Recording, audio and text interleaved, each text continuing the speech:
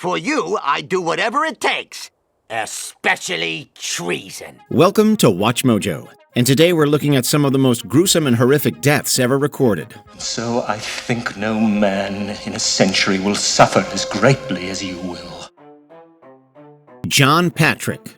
It's safe to say that the 100 Years' War between France and England was responsible for the savage demise of many. Michel Pintoin, known as the Monk of Saint-Denis, wrote about multiple events surrounding the conflict, including the death of a man named John Patrick.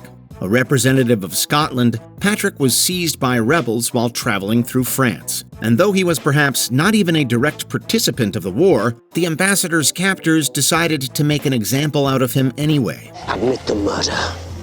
Admit the murder or you will see what our authority looks like. They placed a metal crown on his head after it had been heated to an excruciatingly scalding temperature. Such a torturous method of murder seems appallingly horrendous, especially considering that the monk's account implies that Patrick was just an unlucky victim of circumstance.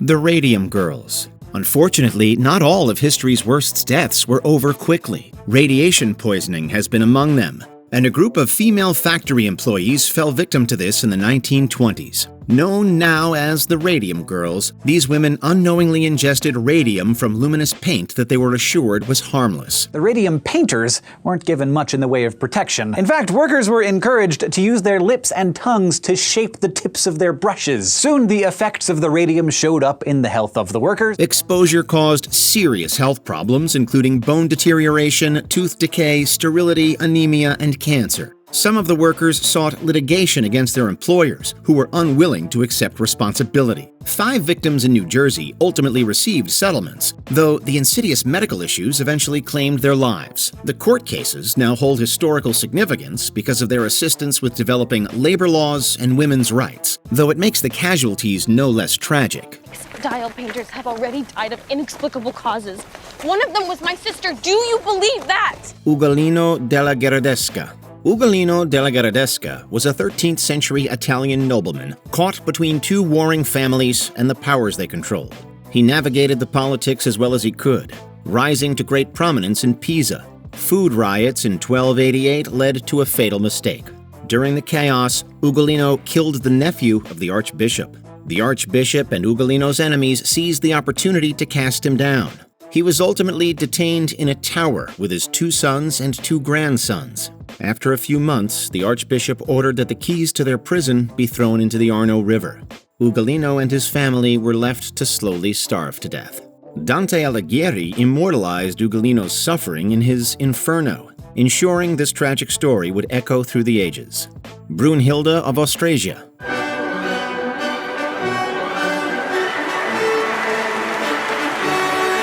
Brunhilde, part of the inspiration for Wagner's Valkyrie Brunhilde, was far more than opera's braided heroine. In reality, Queen Brunhilde ruled one of Europe's largest kingdoms over 1400 years ago. She was a Visigoth who married into Frankish rule of Austrasia and Burgundy. Brunhilde ruled for decades in 3 separate regencies through sheer force of will and combat. At age 70, serving as regent for her grandson, she was betrayed, deposed, and captured. The histories differ on the manner of her execution. Some say she was dragged to death by a wild horse. Others say that she was drawn and quartered. Today, her mythic legacy survives in costumes and opera halls.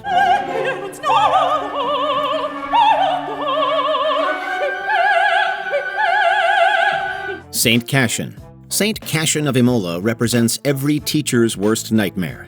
In 4th century Italy, Cassian was a man dedicated to shaping young minds. He taught reading and writing, wielding a stylus instead of a sword.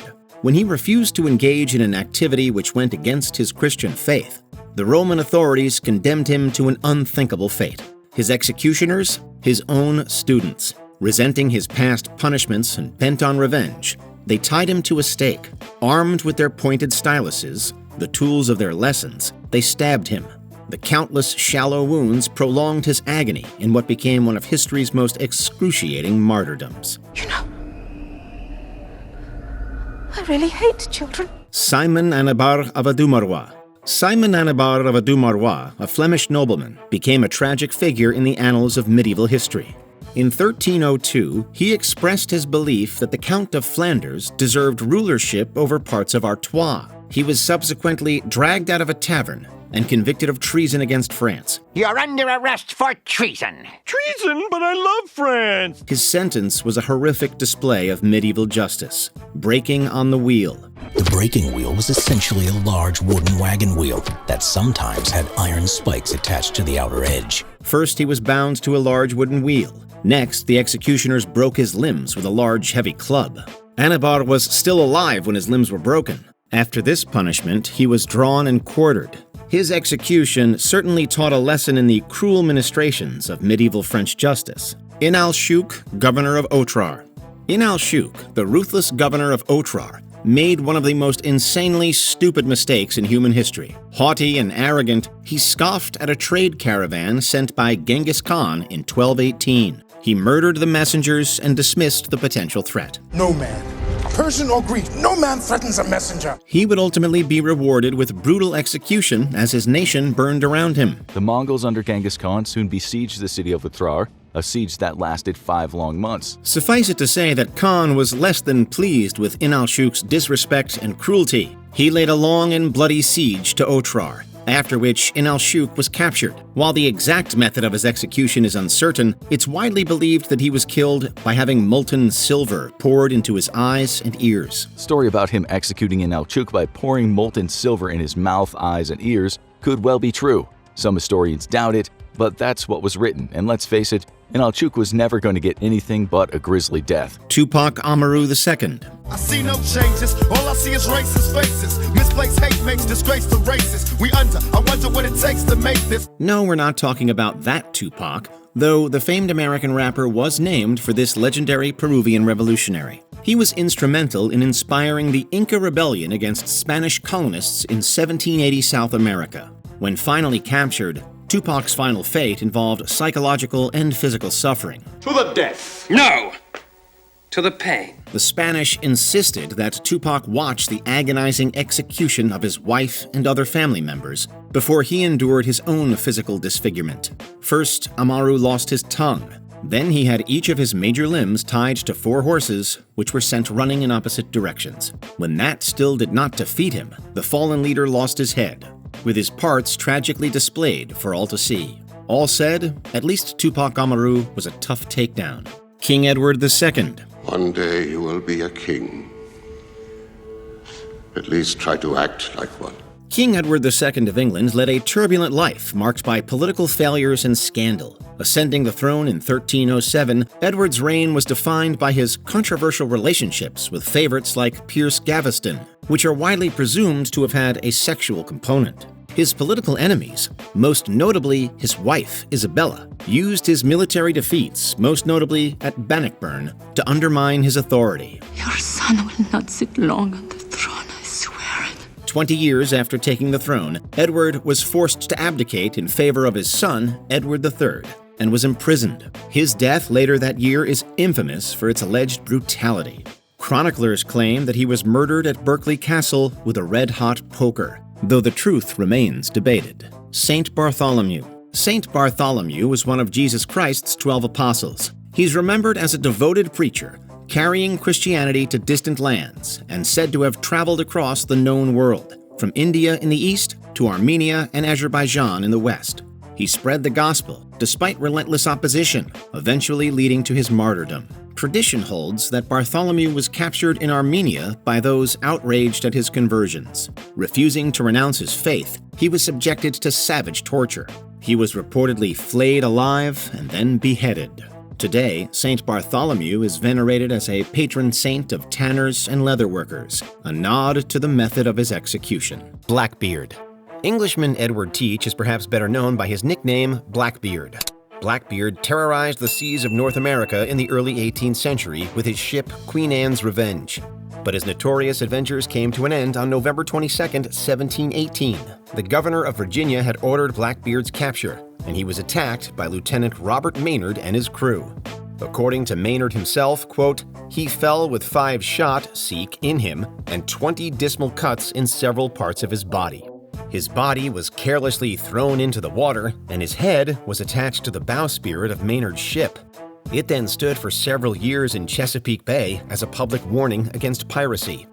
Timothy Treadwell. In all the faces of all the bears that Treadwell ever filmed, I discover no kinship, no understanding, no mercy. You may love nature, but nature does not love you back. Timothy Treadwell was a fervent bear enthusiast. I must hold my own if I'm going to stay within this land. For once there is weakness, they will exploit it, they will take me out. He started an organization to help protect bear habitats, and then he lived amongst them in Alaska's Katmai National Park. But his devotion to these wild animals would be his downfall. Treadwell was camping with his girlfriend Amy Huguenard when they were attacked by a massive brown bear. Treadwell's camera was on at the time, and it captured the audio of his demise. This audio has never been released, but listeners have provided descriptions that are horrific enough. Truly, you must never listen to this. I know, Werner. I'm never going to. Both the camera and the couple's remains were found the next day. Gordon Moffat. This Scottish man from the town of Buckhaven was working on an oil rig when he suffered a gruesome demise. Moffat was dangling from a harness that was fed through a mouse hole, a small hole from which the harness cable spools, measuring 10 to 12 inches in diameter. The winch pulled Moffat towards the mouse hole at a speed of 11 inches per second, and his body was forced through. The official cause of death was crush asphyxiation and multiple injuries. The drilling company was fined £60,000 for the debacle. Deborah Stone. Between 1974 and 1988, Disneyland had an attraction called America Sings. This was a rotating theater that contained a bunch of singing animatronic animals.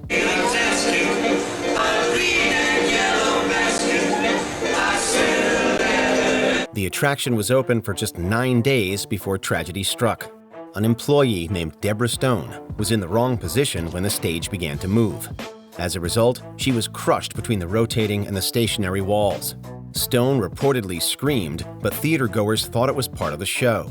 Luckily, one audience member thought otherwise and went to get help. Unfortunately, Stone was already dead by the time they arrived. The Byford Dolphin Incident. A drilling rig that operated in the North Sea, the Byford Dolphin saw its share of accidents. The most dreadful occurred on November 5, 1983. 6 men were working inside a diving chamber, which is meant to hold people underwater. This chamber requires significant pressurization to protect the inhabitants from the ambient pressure of the deep sea. Unfortunately, a dive tender named William Cramond prematurely opened the clamp before the chamber was correctly pressurized. A massive, uncontrolled decompression occurred, killing 5 of the 6 men. Their blood boiled, and one of them was forced through an extremely narrow opening. Ferdinand Magellan. A world-famous explorer, Ferdinand Magellan died on April 27, 1521, at the age of 41. Magellan was exploring what is now the Philippines when he encountered fierce resistance from a local tribe. The two parties engaged in the Battle of Mactan, which resulted in a decisive Mactan victory. It also resulted in the death of Ferdinand Magellan. Magellan was storming the beach with his men when he was hit by spears. He was also cut on the leg, and when he collapsed, was pounced on by numerous Mactan men. What remained was kept as a war trophy by Mactan chief Lapu-Lapu. Sean Doyle. New York medical examiner Judy Melanick calls Sean Doyle's death the worst she has ever seen. Doyle went out drinking with his friend Michael Wright and Wright's girlfriend. Perhaps inebriated, Wright made the assumption that Doyle was hitting on his partner. He attacked Doyle and threw him down a manhole. Unfortunately, a main had broken, and at the bottom lay a pool of boiling water. Doyle did not die instantly. Unfortunately, responders were not able to enter the manhole owing to the incredible heat, and Doyle didn't make it. John Jones. An amateur spelunker, John Jones was exploring Utah's Nutty Putty Cave with his brother on the night of November 24, 2009. Jones came across what he thought was the infamous birth canal passageway. However, Jones's estimation was a bit off, and he entered an unmarked opening measuring 10 by 18 inches. Jones was traversing the passage when he got stuck upside down. He has since slid back into that original position with his head down at a 60 or 70 degree angle, so a very uncomfortable spot. He remained upside down for the next 28 hours. Rescuers tried to save Jones, but there was nothing they could do with the size and geography of the passage. Jones's body eventually failed from being upside down for so long, and he went into cardiac arrest. Cato the Younger. A prominent opponent of Julius Caesar, Cato the Younger was a powerful Roman senator. His policies indirectly led to Caesar's civil war, which lasted from 49 to 45 BCE. Caesar emerged victorious, and rather than beg for forgiveness or pardon, Cato decided to end his own life. Cato grabbed a sword while having dinner and drove it into his stomach. According to the Greek historian Plutarch, Cato was quickly seen to by a physician. When Cato regained consciousness and realized that his attempt had failed, he tore open the stitches and finished the job. As gross as this is, there's a chance that Plutarch greatly exaggerated the story. Arthur Aston. An English army officer, Arthur Aston fought for King Charles I during the English Civil War, which raged for 10 years between 1642 and 1652. Aston took part in the Siege of Drogheda, which saw him protecting the coastal Irish town from the invading Oliver Cromwell and his parliamentarians. Cromwell emerged victorious and laid waste to Drogheda, killing soldiers and civilians alike. Aston was confronted at Millmount Fort and killed after surrendering. It's reported that parliamentarian soldiers grabbed Aston's heavy wooden leg and beat him to death with it. He was one of the nearly 4,000 casualties that occurred during the siege. Julius Caesar.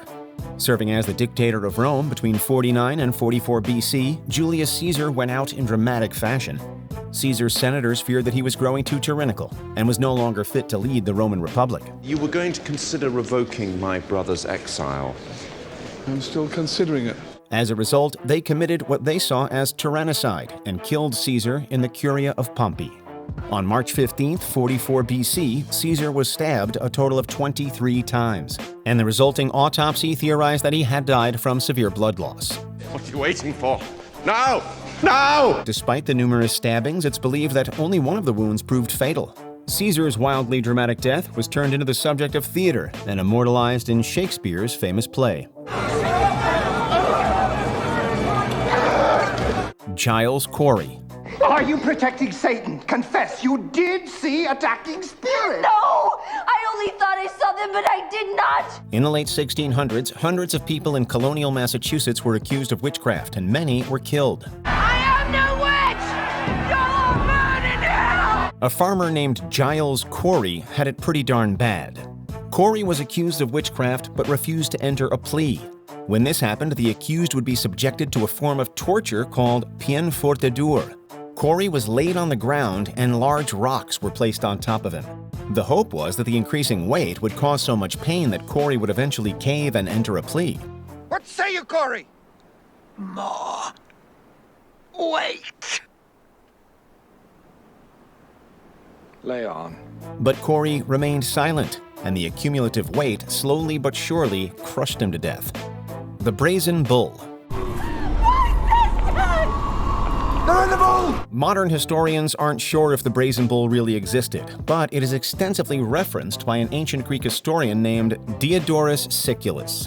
Siculus wrote about the Brazen Bull in his famous work Bibliotheca Historica. Back in the 500s BC, the city of Acragas, Sicily, was ruled by the tyrant Phalaris. As the story goes, a man named Perilos made the Brazen Bull for Phalaris as a new method of execution. A condemned criminal would climb inside the hollow bronze bull, and a fire would be lit directly underneath it. The interior of the bull would then gradually increase in temperature, and the criminal inside was slowly roasted to death.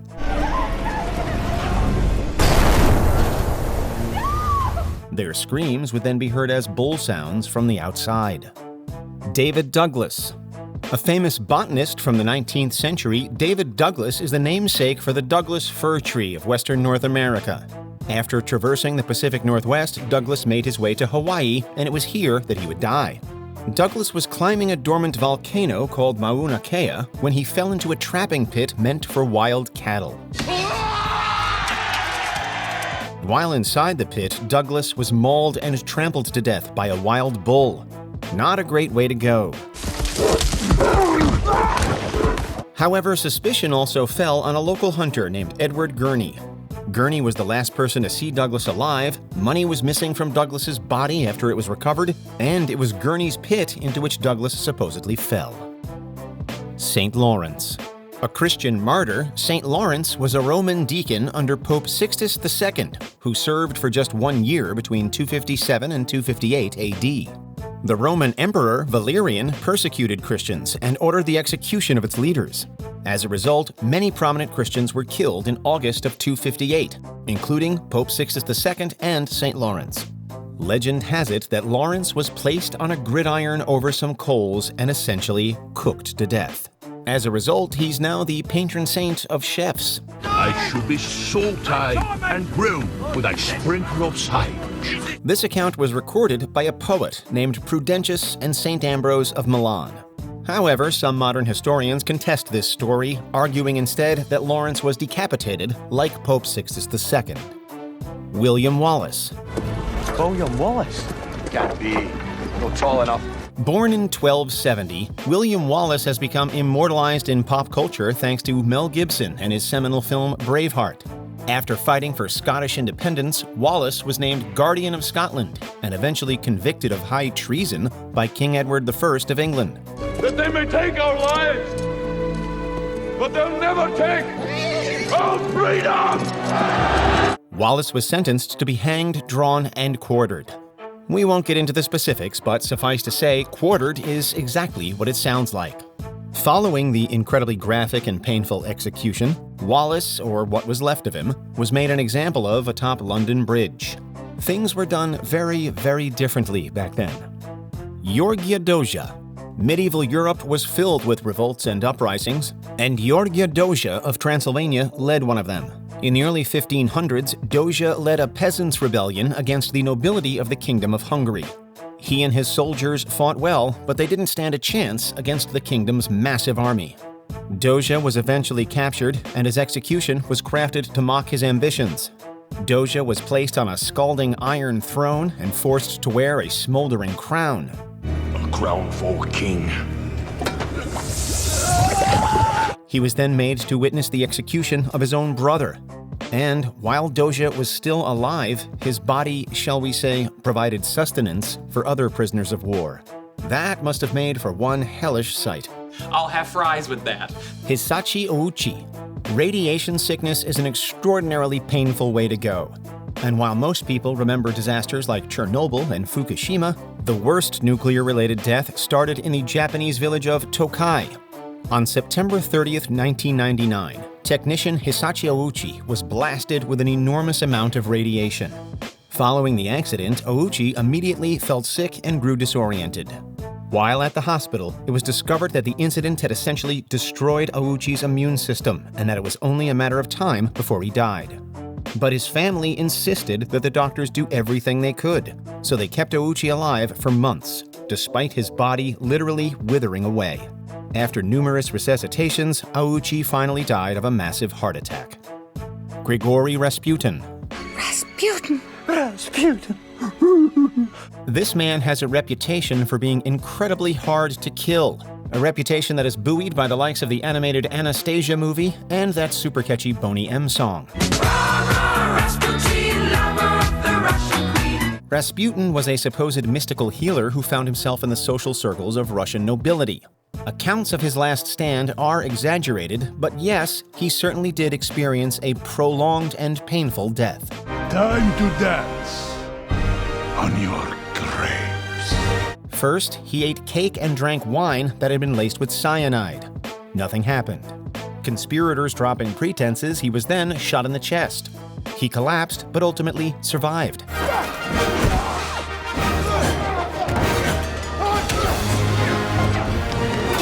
It took 2 more shots, including one to the head, to finally put Rasputin down for good. His body was subsequently dumped into the Malayanevka River in St. Petersburg. You said yourself I hit him in the head. Rasputin, this guy. Before we continue, be sure to subscribe to our channel and ring the bell to get notified about our latest videos. You have the option to be notified for occasional videos or all of them. If you're on your phone, make sure you go into Settings and switch on your notifications. Balthasar Gérard. In March of 1580, King Philip II of Spain offered a sizable reward for the head of William of Orange. William was the leader of the Dutch revolt against Spain and one of the main instigators of the 80 Years' War. This bounty was answered by a man named Balthasar Gérard, who killed William on July 10, 1584. In response, Gérard was tortured and executed. The methods of torture were extraordinarily harsh even for the time. The ordeal is way too graphic to be conveyed, but it consists of 300-pound weights, fire, branding, flaying, and sharp nails. Gérard was finally put out of his misery in the market square on July 14th, having suffered what is probably the worst death in human history. Which brutal historical death haunts you the most? Let us know in the comments below. Oh, I've chosen my words carefully, Persian. Perhaps you should have done the same. Check out these other clips from WatchMojo, and be sure to subscribe and ring the bell to be notified about our latest videos.